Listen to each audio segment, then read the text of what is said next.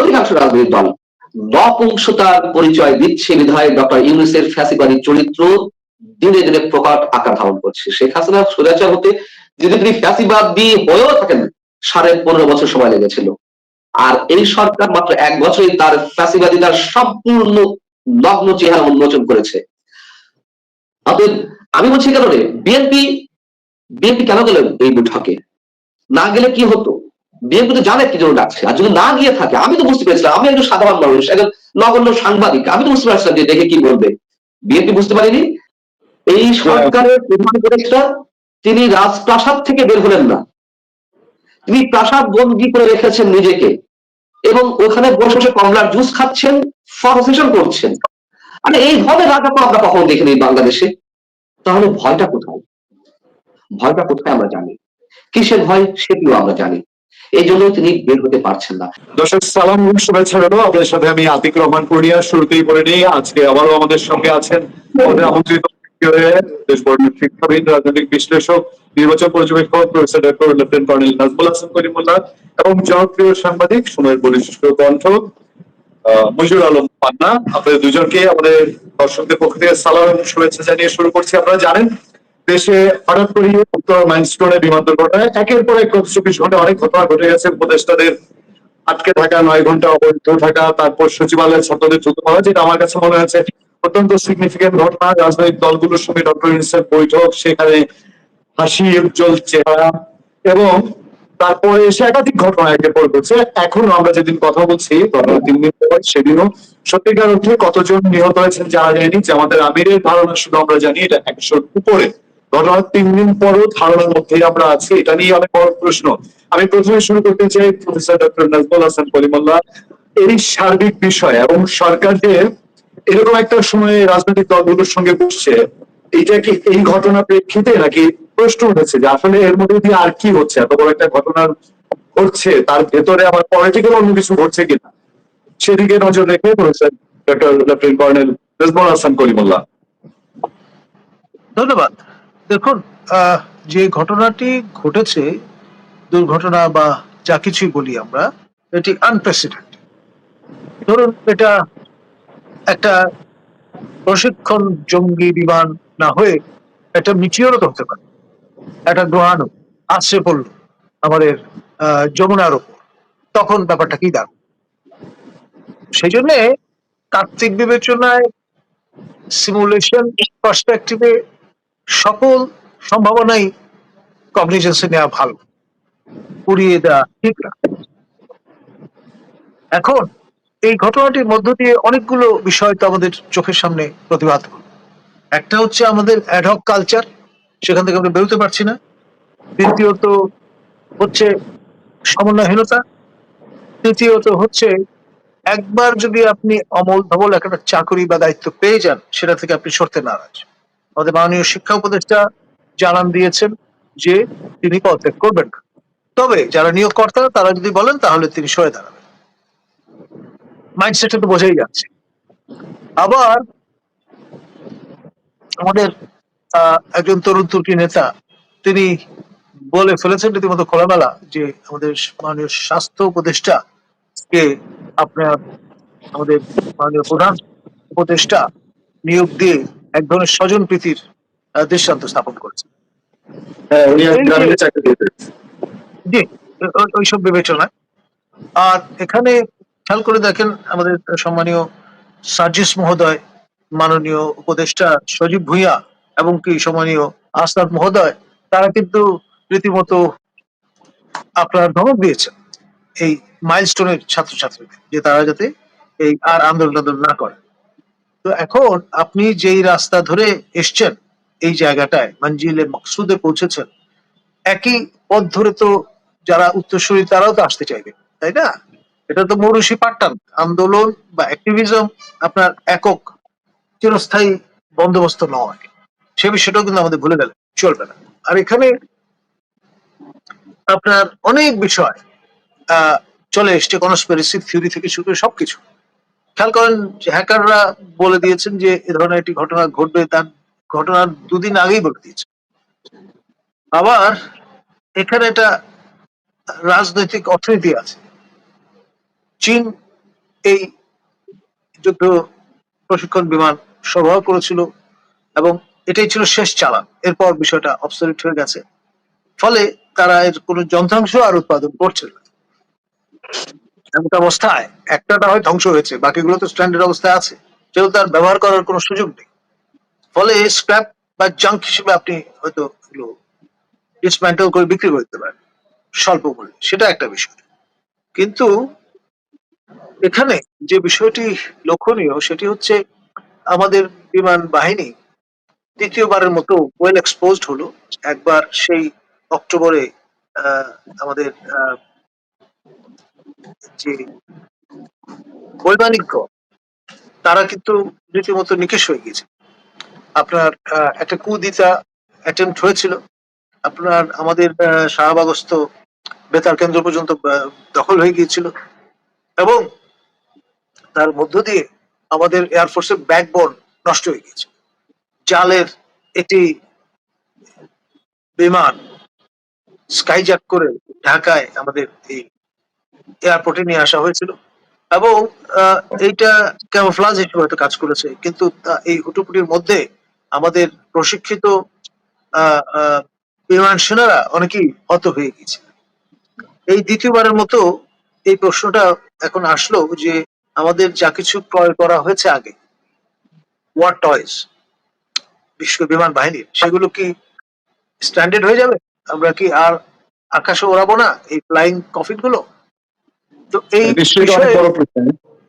জি, ফলে ব্যাপারটি কি দাঁড়াচ্ছে, আপনার এটা একটা অর্থনীতি আছে, এটা একটা রাজনীতি আছে। চীন এই ধরনের ওয়ার টয়েস গুলো আমাদের সরবরাহ করেছে, বিনিময় মানে বিনিময় মূল্য তো নিয়েছি, বিনা পয়সা তার দেয়নি। আপনার রাশিয়ানরা যেমন আমাদের বিনা পয়সায় 2 স্কোয়াড্রন MiG-21 উপহার দিয়েছিল বাংলাদেশ স্বাধীন হওয়ার পরে, বিষয়টা তেমন নয়। এখন মার্কিনিরা তাদের উন্নত প্রযুক্তির এই ওয়ার টয়েস তারা আমাদের সরবরাহ করতে উন্মুখ এবং সেটি সরবরাহ করার ভালো রকমের সুযোগ কিন্তু তৈরি হয়েছে এই ঘটনাটির মধ্য দিয়ে। সেটাও আপনার কগনিজেন্সে নিতে হবে। অপরচুনিটি অনেক সময় ডিজাস্টার থেকে ইমানেট করে। আপনার দুর্বলতা শক্তিতে রূপান্তর করতে জানতে হয়। এখন আমার যে অবস্থা, we are tightening the belt, সেখানে উচ্চ মূল্যে আপনার ওয়ার টয়েস আপনার মার্কিন যুক্তরাষ্ট্র থেকে আমরা আমদানি করার সক্ষমতা রাখি কিনা বা রাখবো কিনা, সেই বিষয়গুলো এখন ফোরফ্রন্টে চলে আসবে। ধন্যবাদ। জি স্যার, আমি নিশ্চয়ই আপনার কাছে আবার আসবো। আমি মঞ্জুর আলম পান্না আপনার দিকে একটু নজর দিতে চাই। আমি জানি অনেক অসুস্থতার মাঝেও আপনি আমাদেরকে সময় দিচ্ছেন, আবারও ধন্যবাদ। সেটা হলো যে এই যে হঠাৎ করে এত বড় দুর্ঘটনা, এর মধ্যে দিয়ে প্রধান উপদেষ্টা প্রথমে 4টা দলকে আলাদা ডাকলেন, বিএনপি, জামাত ইসলাম, ইসলামী ঐক্যজোট এবং এনসিপি। এরপরে তিনি আরো 13টা দলের সঙ্গে বসছেন। এই সময়টা বসা অনেকে মনে করেছিলেন বোধহয় মাইলস্টোন যে ঘটনাটি ঘটেছে, হৃদয় বিদারক ঘটনা, এটাই প্রায়োরিটি পাবে। তো পরে দেখা গেছে না, অন্যান্য বিষয়ে প্রায়োরিটি পাচ্ছে।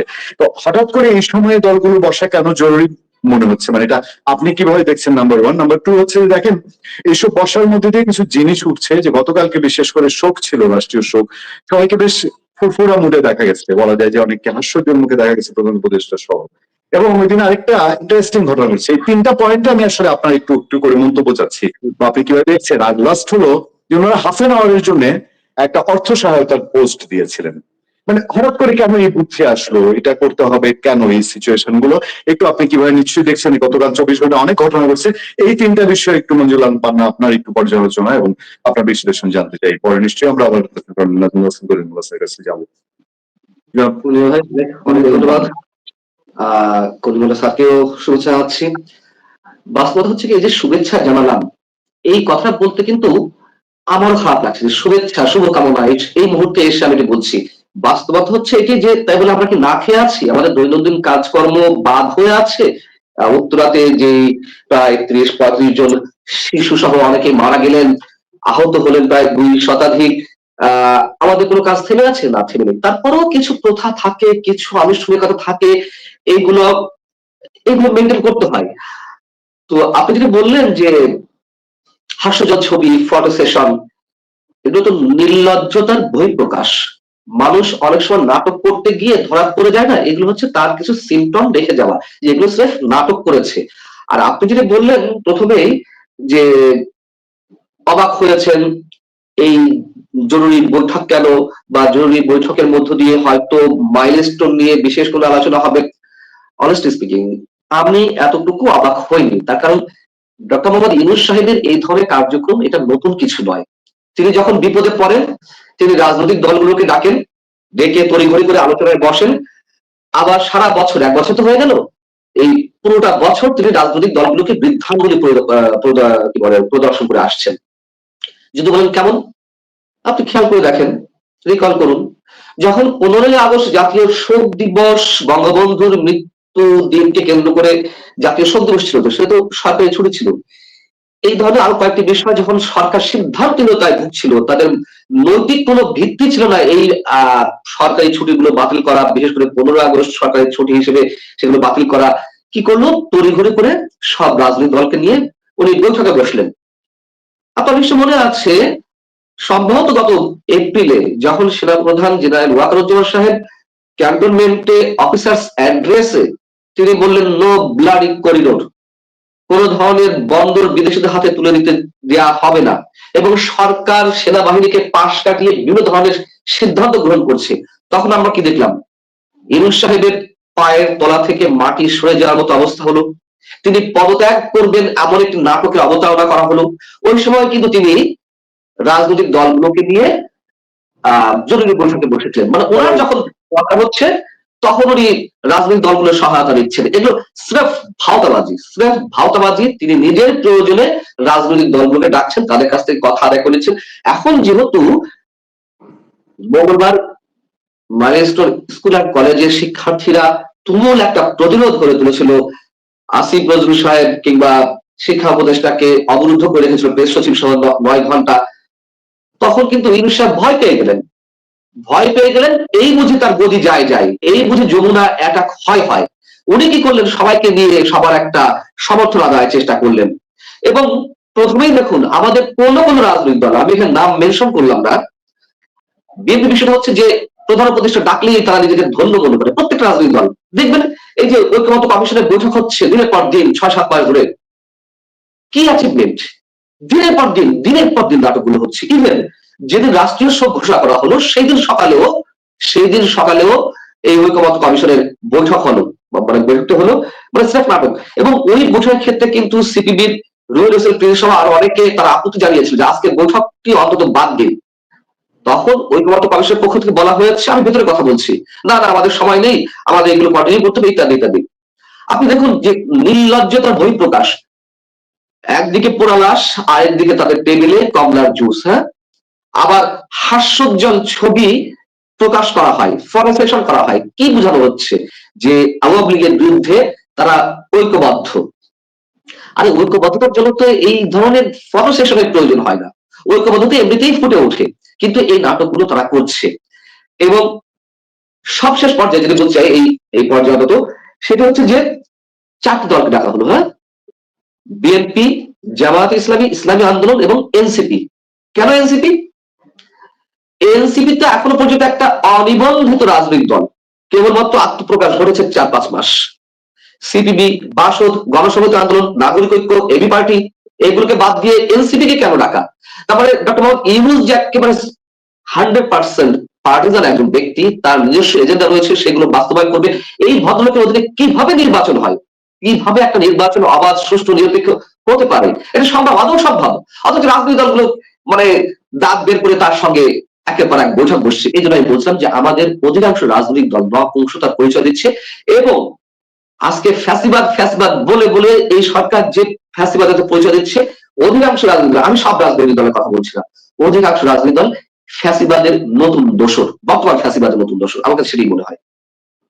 এখন আমি আপনি হয়তো ভাবছি, কিন্তু বিএনপি ভাবছে কিনা সেটা তার বিষয়। কারণ বিএনপি এর আগে বলেছে নিরপেক্ষ হবে না নির্বাচন, 2জন অ্যাডভাইজার যদি রিজাইন না করে, কিন্তু এখন বিএনপি এটা বলে না। তারা নিরাপত্তা উপদেষ্টা রিজাইন চেয়েছে, এখন বিএনপি সেটা বলে না। তো বিএনপি নিশ্চয়ই আমাদের যে তারা পলিটিক্যাল দল, তাদের বিষয়টা এত তো দেউলিয়া হয়ে গেছে, বিএনপি এটা ভাবতেও একটু কষ্ট হয় যে বিএনপি কে এতটাই দেউলিয়া যে আমরা যেগুলো আলোচনা করছি বা যেগুলো সামনে আসে সেগুলো বিএনপি বুঝে না। অনেকেই বলছেন যে বৈঠকে কোনো রাজনৈতিক দল, আমি বিএনপির নাম বলছি না, তারা আপনার ধমকের মুখেও পড়েন এরকম শোনা যাচ্ছে। আমি বিভিন্ন পান্না ওনাদের ডোনেশনের বিষয়টা আমি একটু আসবো, তার আগে আমি একটু স্যারের কাছ থেকে জানতে চাই। জি, জি, ঠিক আমি আছে। আমি আবার আসবো স্যারের কাছ থেকে একটু জানতে চাই স্যার, এই যে বৈঠকগুলো হঠাৎ করে আপনি দেখেন, পান্না একটা কথা বলছিলেন মিলন পান্না, যে এই যে মাসের পর মাস হচ্ছে, আচ্ছা এই গভর্নমেন্টের 1 বছর হয়ে গেল, 1 বছরই একটা জায়গা নিয়ে খুব আলোচনা হচ্ছে যে রাষ্ট্রপতির ক্ষমতার ভারসাম্য, প্রধানমন্ত্রী রাষ্ট্রপতির ক্ষমতার ভারসাম্য থাকতে হবে। এখন যে তারা 1 বছর এক্সিস্ট করছেন, এই সময় আমাদের রাষ্ট্রপতি কোথায়, ওনার ক্ষমতা কোথায়? মানে আমি যখন ক্ষমতায় থাকবো তখন এটা প্র্যাকটিস হবে না ক্ষমতার বাইরে থাকলে? মানে ওভারঅল এই যে রাজনৈতিক মিটিং, সেখানে কি রাজনৈতিক দলগুলো তারা অনুগত্য প্রকাশ করছে, বা তারা ধমক খেয়ে এসে তাদের জায়গাটা তারা প্রকাশ করতে পারছে না মাঠে? এবং এই সংস্কারের কর্মসূচিটা কত দূর আলোর মুখ দেখবে doctor lieutenant colonel Nazmul Hasan Karimullah? ধন্যবাদ। মহামান্য রাষ্ট্রপতি রাষ্ট্রের 1 নম্বর ব্যক্তি। দ্বিতীয়ত, রাষ্ট্রাচারের প্রয়োজনে এই পদটি তৈরি করা হয়েছে। তৃতীয়ত, এটার লিগেসি যেটা আপনি যদি খেয়াল করেন, ব্রিটিশ শাসন আমলে আমরা শাসিত হয়েছি ভারত শাসন আইন 1935 এবং তারপর আমরা সেখানে প্রথমত ইস্ট ইন্ডিয়া কোম্পানির আমলে গভর্নর জেনারেল, তারপরে আপনার ক্রাউনের শাসন প্রতিষ্ঠা হওয়ার পরে আমরা ভাইসরয় কে দেখলাম, এবং যখন ডোমিনিয়ন স্ট্যাটাস লাভ করলো পাকিস্তান এবং ভারত, তখন আমরা দেখলাম গভর্নর জেনারেল পদ, যিনি জি আপনার রাজা বা রানী ব্রিটেনের হেড অফ দ্য কমনওয়েলথ, তিনি আপনার রাষ্ট্রপ্রধান হিসেবে দায়িত্ব পালন করবেন, আর তার গভর্নর জেনারেল হিসেবে সরকার প্রধান হিসেবে দায়িত্ব পালন করবেন যারা তারা। তো এরপরে আমরা যখন দেখলাম রিপাবলিকে রূপান্তরিত হলো যথাক্রমে পাকিস্তান এবং ভারত, তখন কিন্তু আমরা দেখলাম রাষ্ট্রপতির পদটি সৃজিত হলো। তার ধারাবাহিকতায় মাশরেকে পাকিস্তান যখন স্বাধীন সার্বভৌম রাষ্ট্র বাংলাদেশে রূপান্তরিত হলো, তখন নতুন যে সংবিধান, সেখানে আমরা দেখলাম যে রাষ্ট্রাচার পালনের প্রয়োজনে রাষ্ট্রপতির পদ সৃষ্টি হলো, কিন্তু একটা টিটুলার হেডের পদ। এবং একজন রাষ্ট্রপতি তো এক ধাপ এগিয়ে বলেছিলেন, রাষ্ট্রপতির কাজ হচ্ছে কবর জিয়ারত করা এবং মিলাদ পড়া, মিলাদে অংশ করা, এছাড়া আর কোনো কাজ নেই। এই সরকারের কি কিন্তু এটাই মনে হচ্ছে? এখন বিষয়টা তো তা থেকে আরেক ধাপ অগ্রসর হয়েছে, অর্থাৎ মহামান্য রাষ্ট্রপতিকে তারা অ্যালাউ করছেন বছরে একবার বেরোতে, তাও সেনানিবাসে বিশেষ সামরিক আপনার অনুষ্ঠানে। আর যে দস্তুরটা ছিল, আপনি যতবারই দেশের বাইরে যাবেন, 10-11 বার ইতিমধ্যে হয়ে গেছে সরকার প্রধানের, তিনি যাওয়ার আগে একবার রাষ্ট্রপতির সঙ্গে দেখা করবেন, ফিরে এসে তাকে অবহিত করবেন। এগুলো মান্য করা হয়নি। বা রাষ্ট্রপতি যদি দাওয়াত দেন 16 ডিসেম্বর বা 26শে মার্চ এ ধরনের দিবসে, তখন আপনাকে কমপ্লাই করতে হবে, সেটাও করা হয়নি। তো ফলে সব মিলিয়ে আপনার না ঘরকা না ঘাটকা এরকম একটা অবস্থায় আমরা পড়ে গেছি। এখন মহামান্য রাষ্ট্রপতি কিন্তু বর্তমান সিস্টেমে একমাত্র বৈধ আপনার ব্যক্তি যিনি দায়িত্বে পদাধিকারী। অধিকার পাবেন। এখন ধরুন ভবিষ্যতে যদি কোনো কারণে, আমি তো বললাম তাত্ত্বিকভাবে একটা গ্রহাণু যদি এসে আসছে পরে আপনার যমুনায়, তখন দেখা যাবে যে নতুন সরকার প্রধান খুঁজতে হচ্ছে, এবং সেরকম একটা পরিস্থিতিতে হয়তো দেখা যাবে যে এই ইন্টারিম গভর্নমেন্ট বলে কোনো গভর্নমেন্ট এস্টাবলিশ করা যাবে না, এবং তখন হয়তো ইমার্জেন্সি গভর্নমেন্ট চালু করতে হতে পারে রাষ্ট্রের মানে আমাদের সংবিধানের আওতায়। এখন সেখানে অস্পষ্টতা যেহেতু আছে, এটা সুযোগ নিয়ে আপনার এক্সটেন্ড করা যেতে পারে, 4 মাস করে চলতে পারে এই ধরনের arrangement, যতক্ষণ পর্যন্ত নির্বাচিত সরকার স্যার একটু গঠিত বা ছোট্ট করে আমরা পান্নার কাছ থেকে জানতে চাই, একটু ছোট্ট করে আমি এটাতে করছি যে এই যে পলিটিক্যাল পার্টিগুলোর সঙ্গে ডক্টর ইউনূস বসছেন, এইটা হঠাৎ করে মাহাত্মটা কি, যেখানে দেশে এত বড় একটা ঘটনা ঘটেছে, এখন আমরা জানি না টোটাল কতজন শিশু আসলে ওখানে মারা গেছেন, আপনি কি মনে করছেন? দেখুন, অপরাধৃত সূত্রে তো 246 জনের কথা শোনা যাচ্ছে, আর সরকারি হিসাব তো একেবারেই আরেক এক্সট্রিম। তো ফলে এখানে বাস্তব অবস্থা যাই হোক না কেন, আপনার এই যে ঘটনাটি, এটি কিন্তু অনেকগুলো আপনার আশঙ্কার ক্ষেত্র প্রস্তুত করে দিয়েছে। একটি হচ্ছে সরকার টলটলায়মান, যারা এই সরকারের উপদেষ্টা হিসেবে মন্ত্রী মর্যাদায় দায়িত্ব পালন করছেন, বা অল পাওয়ারফুল স্পোক্সম্যান শফিক মহোদয়, তিনিও ভালনারেবিলিটির ঊর্ধ্বে নন, সেটি ইতিমধ্যে সত্যবান হয়ে গেছে। আর যেই কায়দায় আপনার সেই রেভলিউশন ইনশিওর করা হয়েছিল 1 বছর আগে, সেই পথ ধরে নতুন প্রজন্মের ছাত্রছাত্রীরা যখন হাঁটা শুরু করেছেন, তারাও কিন্তু আপনার সচিবালয় নিজেদের তাবে নিয়ে আসবার চেষ্টা করেছে। এবং আজকেও এই শাহবাগে যে পুলিশের ব্যারিকেড ভেঙে হাজার দশেক লোক এমন পরিস্থিতি তৈরি করলেন যে আমাদের আহ বেসামরিক পুলিশ বাহিনীর সদস্যদের শাহবাগ থানায় আশ্রয় নিতে হলো। তো ফলে সব মিলিয়ে পরিস্থিতিটা ঘোলাটে এবং আপসেটিং, যে কোনো সময় যে কোনো কিছু হতে পারে। তো সেই রকম একটি পরিস্থিতি পড়ে সরকারের মনে হয়েছে যে যাদের উপর ভিত্তি করে, যাদের ঘাড়ে ভর করে তারা সরকার গঠন করেছেন বা সরকারে আছেন, তাদের সঙ্গে সম্পর্কটা ঝালাই করে নেওয়া ভালো। সেই চিন্তা থেকেই মূলত প্রথমে 4 দল, তারপরে 13 দলের সঙ্গে তাদের এই মিথস্ক্রিয়া। ধন্যবাদ। আমি শেষ প্রশ্ন আপনার কাছে, যে এই যে সার্বিক পরিস্থিতি, হ্যাঁ, রাজপথে এখন যারা আছেন তাদের দাবিগুলো এবং তাদের ইমোশনটা আমরা জানি, হয়তো বা সরকার সেটা ট্যাকেল দেওয়ার চেষ্টা করছে। গতকালকে শিক্ষা থেকে তাদের শিক্ষা হয়েছে সচিবালয়। আমরা গত বছরও সচিবালয়ে এই ধরনের পরিস্থিতি দেখিনি, গিয়ে সচিবালয়ের ভিতরে ঢুকে গেছে, সেরকম দেখিনি। আসলে কোন দিক যাচ্ছে? আমরা গতকালকে আমি শুনতে পাচ্ছি না, ফোনটা লো হয়ে গেছে। মানে আসলে কোন দিক যাচ্ছে আমাদের পরিস্থিতি, কোন দিকে যাচ্ছে, আমরা আসলে কোন পথে আছি? নির্বাচন নিয়ে তো স্পষ্ট ঘোষণা নেই। এর আগে কি বলছিলেন কোন ভাই? এখন কি শুনতে পাচ্ছেন? হ্যাঁ হ্যাঁ, শুনতে পাচ্ছি, আপনার কথাটা একটু আরেকবার। এই যে দেশে, আমি গতকাল থেকেই বোঝার চেষ্টা করছি, জানার চেষ্টা করছি যে এই যে আলামত গুলো দেখা যাচ্ছে একের পর এক ঘটনা, যেমন গত বছরও সচিবালয়ে এরকম ঘটনা হতে দেখা যায়নি। গতবার তো আন্দোলন, অনেক বড় আন্দোলন হয়েছে, গণ অভ্যুত্থান হয়েছে, ফেসিবাদের বিরুদ্ধে হয়েছে, স্বৈরাচারের বিরুদ্ধে হয়েছে, এরকম পরিস্থিতি হয়নি। এখন এই অবস্থাটা আসলে কোন দিক যাচ্ছে? আমরা আসলে কি প্রত্যাশা থাকবো? নির্বাচন নিয়েও কোনো সুনির্দিষ্ট তারিখ নেই। বিএনপি কি চাচ্ছে? আমার মনে হচ্ছে যে আমরা অনেকেই বুঝতেই পারছি না যে বিএনপি কি চাচ্ছে। আপনি কি মনে করছেন? আপনি কন্টিনিউয়াস প্রতিদিন রাজনৈতিক অবস্থার উপরে নজর রাখছেন, আপনার বিশ্লেষণ এখানে কি? বর্তমান পরিস্থিতিকে যদি আমি সংক্ষেপে বিশ্লেষণ করতে বলি আপনাকে। এটার বিষয় হচ্ছে কোন দিকে যাচ্ছে আমরা সবাই তো বুঝতে পারছি, চরম একটা ইউনূস সরকারের ভবিষ্যৎ কি? কেন তার পায়ের নিচে মাটি নেই? বিষয় তথ্যের একটু সংশোধন করে দিতে চাই। আহ, আজকে সম্ভবত বুধবার শাহবাগে কোনো ধরনের গ্যাদারিং সম্ভবত হয়নি, পুলিশের ব্যারিকেডও ভাঙা হয়নি, এটা আমি যতদূর জানি। আমার জানা ভুল থাকতে পারে, তবে আমি যতদূর ক্রস চেক করেছি এটা একটা ভিডিও ছড়িয়ে পড়েছে, বাট এটা বোধহয় আজকের ঘটনা না, যদি আমার ভুল না হয়ে থাকে। যাই হোক, এখন যেটি ধন্যবাদ পান্না আপনার এই সংশোধনীর জন্য। আসলে সোশ্যাল মিডিয়ার উপর নির্ভর করে যখন আমরা কথা বলি তখন কিন্তু এরকম বিভ্রাটে পড়তে হয়। ধন্যবাদ। রাইট, তো আমি আমি আমি মাঝে একটু যোগ করি, আজকে মজার একটা কমেন্ট দেখলাম, প্রথম আলোর একটা গোলটেবিল চলছে, এখানে বেশ বিশিষ্টজন কয়েকজন বলছে যেরকম ফেসবুক দেখে গভর্নমেন্ট চালানোর ইতিহাস এবার প্রথম হলো। তো গভর্নমেন্টই চলছে আমাদের এখানে ফেসবুক দেখে, আমাদের তো মাঝে মাঝে হতেই পারে। সেটাই, আর সেটা আমি বিষয় না। এখন কোন দিকে যাচ্ছে, কোন দিকে যাচ্ছে? চরম একটা যুদ্ধাবস্থা দিকে যাচ্ছে, যদি সরকার চাইছে। সরকারের বিভিন্ন উপদেষ্টা যুদ্ধাবস্থা বারবার বলে আসছে, যুদ্ধাবস্থা দিকে নিয়ে যাচ্ছে। তবে দিন শেষে তারা সেই যুদ্ধ হয়তো শুরু করতে পারবে, কিন্তু তাদের পরাজয়টা অবশ্যম্ভাবী। এটা আপনি হাইপোথেটিক্যাল বলতে পারেন, কিন্তু আমি হিসাব নিকাশ করে বলছি এটা সম্ভব না। এটা সম্ভব না। মুক্তিযুদ্ধের চেতনার বিরুদ্ধে দাঁড়িয়ে আমাদের মুক্তিযুদ্ধের মূল যে স্পিরিট, সেটা তো গণতন্ত্র। মূল যে স্পিরিট, বৈষম্যহীনতা, এই গভর্নমেন্ট এসেছিল বৈষম্যহীনতার স্লোগান দিয়ে। হ্যাঁ, গণতন্ত্র উদ্দেশ্য কি ছিল এই সরকারের? একটা নিরপেক্ষ নির্বাচন দেওয়া, সাধারণ মানুষের যে ইনভলভমেন্ট এই গণ অভ্যুত্থানে, সাধারণ মানুষ না থাকলে তো আর এই অভ্যুত্থান হতো না।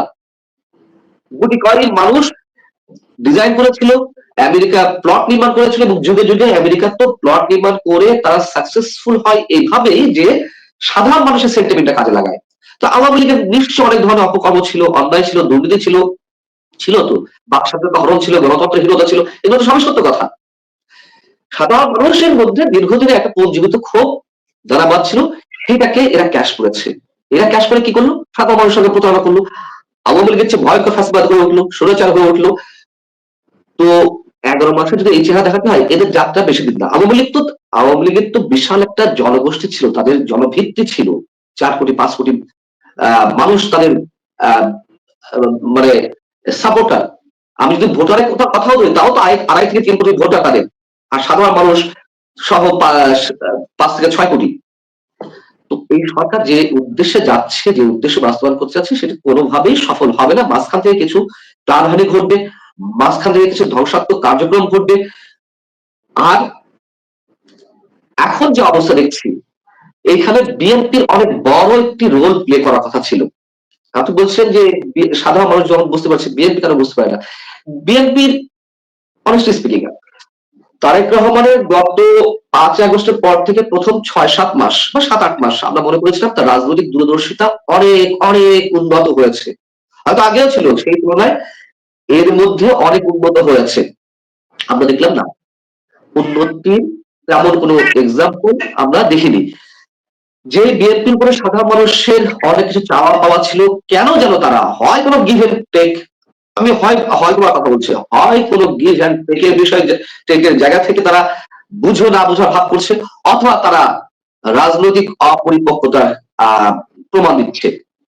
এবং যেখানে যাচ্ছে, কোথাও কি আটকে গেছে বা কোথাও আটকে গেছে এরকম? অনেকে তো তাও মনে করেন যে কোথাও কি ওরা আটকে গেছে। আমি যদি খোলামেলা বলি, 21 আগস্ট গ্রেনেড হামলা মামলার রায় রায় সম্পূর্ণ খালাস দিয়ে দেওয়া হলো, পরে তো অ্যাপিল ডিভিশনে ঝুলিয়ে রাখা হলো। হ্যাঁ, এটা একটা আটকে দেওয়ার কোনো বিষয় থাকতে পারে। আচ্ছা, আমার কথা হচ্ছে যে তাও এটাকে আটকে দেওয়ার বিষয়টি কেন মনে করছে? এতদিন তারেক রহমান দেশের বাইরে থেকে তিনি রাজনীতিতে লিড করেছেন, অন্তত বিএনপি রাজনীতি লিড করেছেন। যদি যদি আহ এটা তার উপরে একটি খড়গ হিসেবে ব্যবহার করে থাকে যে অ্যাপিল ডিভিশনে 21 আগস্ট গ্রেনেড হামলার শুনানি হবে, হয়তো তাকে আটকে দেওয়া হয়তো না, তো হয়েছে কি, তিনি বিদেশ বসে রাজনীতি করতেন। যখন বিএনপি জিতে যেত, বিএনপি যদি জিতে যেত, তখন তিনি এসে একটা উপনির্বাচনে দাঁড়িয়ে আবার এমপি ইলেকশন করে তিনি সংসদে যেতেন, তিনি নতুন করে প্রধানমন্ত্রী হতেন। তার আগে কোন লোক প্রধানমন্ত্রী হতো, তাকে সরিয়ে দিয়ে তিনি প্রধানমন্ত্রী হতেন। এটা তো আমি আমার ক্ষুদ্র জ্ঞানে আমি তো জটিলতা কিছু দেখছি না। তিনি এটাকে আটকে ফেলার কারণ হিসেবে কেন দেখছেন? মানে এটা অনেকে বলেন, এক্সাম্পল দিচ্ছেন যে এইটাতে বোধহয় আটকে দেওয়া হয়েছে। তো এখানে বিএনপির ভয় পাওয়ার কিছু নেই। তারপরেও অন্য কোনো আন্ডার টেবিল ডিল হয়েছে কিনা আমরা জানি না, যে বাস্তবতা আন্ডার টেবিল ডিল কিছু একটা হয়েছে। তখন 1.5 ঘন্টা আলোচনায় মাত্র আমরা 3টা পয়েন্ট শুনেছি, যেহেতু কিন্তু পুরো আলোচনা পুরো এখন এখন ইউনূস সরকারের পায়ের তলায় মাটি নেই, এটি বাস্তবতা। আপনি প্রত্যেক উপদেষ্টার এক্সপ্রেশন দেখুন, প্রত্যেকের এক্সপ্রেশন দেখুন।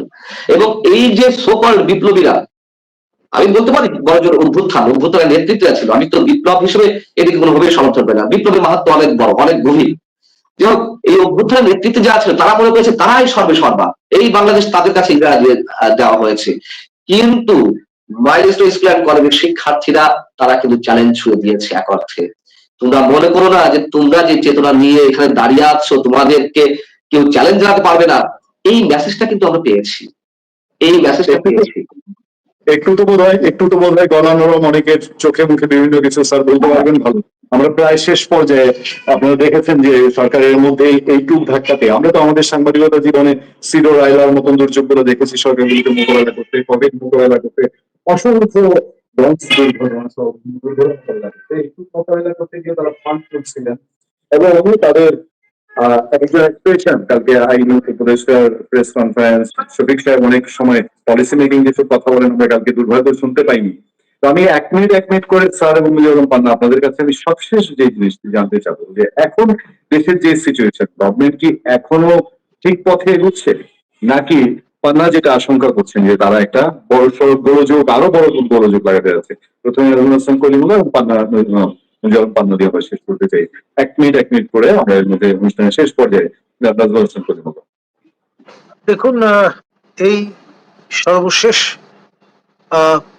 ন্যাশনাল ক্রাইসিসেও আমরা দেখলাম যে দেশের সিদ্ধান্ত নির্ধারিত আসছে আটলান্টিকের 2 পার থেকে। মূলত আমাদের শ্রীমান পিনাকি ভট্টাচার্যের কারণে আমাদের সম্মানীয় শিক্ষা সচিবকে অব্যাহতির ঘোষণা দিতে হয়েছে। এবং এটি তার যে ডিকটাম কতটা আপনার রেলেভেন্ট এবং কতটা বাস্তব উচিত, এবং সে কারণেই কিন্তু শ্রীমান পিনাকি ভট্টাচার্যদের মতো ব্যক্তিত্বদের সবাই ভয় পান। আর আপনার ট্রপিক এর মতো নির্দেশনাগুলো, আপনার সারমন গুলো এসে পরিব্যাপ্ত হয় এবং তার উপর ভিত্তি করে সিদ্ধান্ত গৃহীত হয়।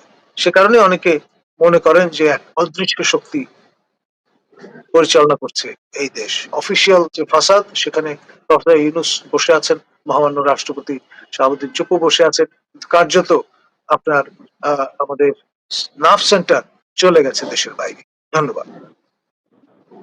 ধন্যবাদ নাজমুল হোসেন জনাব, প্রফেসর ডক্টর নাজমুল হোসেন মঞ্জুর রহমান পান্না। আপনাকে দিয়ে আমরা শেষ করতে চাই আজকে যে এই যে সার্বিক সিচুয়েশন, গভর্নমেন্টের এই সময় কি করা উচিত, এখনো কি তারা ঠিক মতো অ্যাক্ট করছে যাতে যে করণীয় উচিত? এই মুহূর্তে আমি তো বলে থাকি 1 বছর হয়ে গেল, কিন্তু 1 বছর গেছে, সামনের দিন আমাদের ভালো আসতে পারে, যেন কি হওয়া উচিত, কতটুকু এখন কি করা উচিত? সেটা কি নির্বাচন দিলেই সমাধান, নাকি অন্য কোনো ভাবে?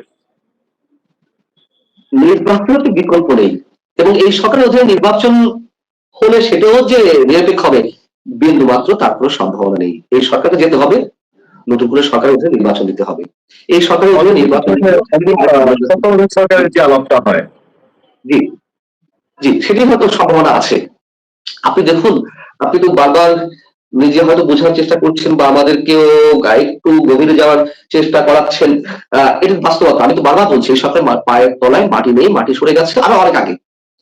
আচ্ছা, আপনি এর আগে আমাকে একটা দৃষ্টান্ত দেখান তো, একটা দৃষ্টান্ত এই ধরনের দুর্যোগে সংশ্লিষ্ট প্রধানমন্ত্রী বা প্রধান উপদেষ্টারা মানে ক্ষতিগ্রস্ত এলাকায় পরিদর্শনে যাননি বা আহতদের দেখতে যাননি হসপিটালে।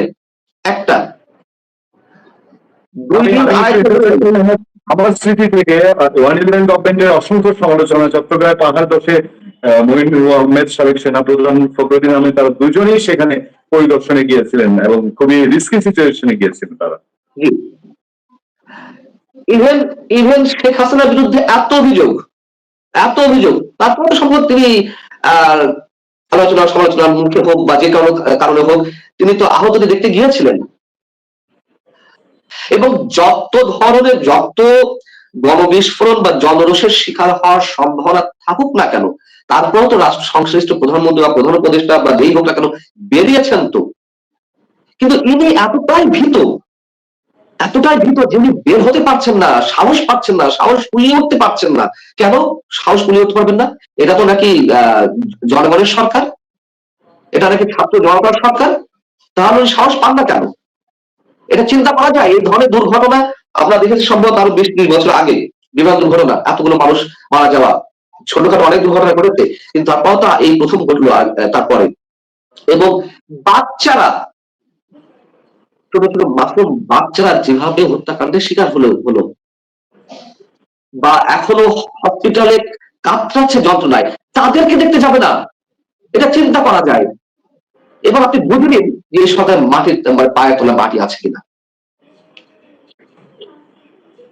আমি অনেক অনেক ধন্যবাদ জানাই মঞ্জুর রহমান পান্না এবং প্রফেসর ডক্টর লক্ষ্মীকান্ত নাজমুল হাসান পরিচালককে, এবং আমাদের এই ছোট্ট আয়োজন থেকে মাইলস্টোনে যে ঘটনা ঘটেছে সেই শিশুদের আত্মার মাগফিরাত কামনা করি, এবং তারপর এক অজানা আশায় যেন এই মৃত্যুর মিছিল বড় না হয়। আমরা বুঝি আমাদের নিজেদেরও সন্তান আছে। আমি শুধু মঞ্জুর পান্নার কথা সূত্র ধরে বলি, আমাদের মনে আছে এই বাংলাদেশে আজকে থেকে দীর্ঘ 40-45 বছর আগে খুব ক্লিয়ার মনে থাকার কথা, ঢাকা এয়ারপোর্টের পাশে তুরাগ নদী চিটাগংকে আসার পথে বাংলাদেশে বিমান দুর্ঘটনা ঘটেছিল। বিমান দুর্ঘটনা ঘটেছে, সেটা আমরা বুঝছি যে সেই যে গভর্নমেন্ট গুলো টেকেল দিয়েছে, এরশাদ সরকার, বিএনপি সরকার, আওয়ামী লীগ সরকার, এখন যেন কোথায় একটা অস্বস্তি ভাব। যাই হোক, তারপরেও আমরা আমাদের এই শিশুদের কথা নিজের শিশুর মতো মনে করে আজকে এই ছোট্ট আয়োজন থেকে দর্শকদের পক্ষ থেকেও তাদের জন্য তাদের আত্মার মাগফিরাত কামনা করছি। আপনাদের দুজনকে আবারও অশেষ অশেষ ধন্যবাদ জানিয়ে আমাদের অনুষ্ঠান এখানে শেষ করছি। ভালো থাকবেন, সুস্থ থাকবেন।